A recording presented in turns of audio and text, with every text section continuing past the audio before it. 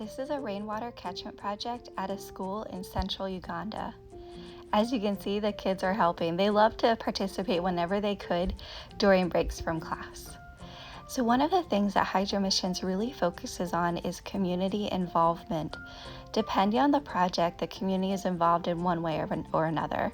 For rainwater catchment, you can see we use community members as laborers in building the platforms. They also provided the sand and some of the brick and collected the aggregate, which were those big rocks that we just saw being put in there. One of the reasons that we focus on this community involvement is that it encourages people to really maintain the project. I mean, how would you feel if it's something that you did with your own hands? You're going to want to protect it and to take care of it and maintain it. So when we involve the community, the parents, the students, the teachers, the principal, all in the project, then it's going to last much longer. It's much more sustainable. And we've seen that be true. I checked projects as old as 8 years last time I was in Uganda, and those projects were still functioning. I checked about 20 projects and all of them worked, whether they were latrines or rainwater catchment systems or borehole water wells.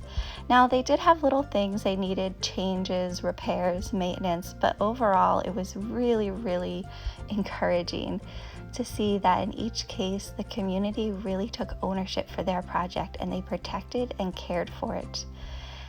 One of the reasons we do so well in Uganda is that big guy on the left hand there. That's Washington. Washington oversees our projects. So while I'm or anyone from Hydro Missions is working stateside, we can be managing projects from afar, and Washington is able to handle the logistics and the construction and overseeing everything. So it's really great to have Washington as a teammate. It really worked out well during COVID because although I couldn't travel to Uganda, I was able to communicate with Washington and keep funding projects so we could keep serving in those communities.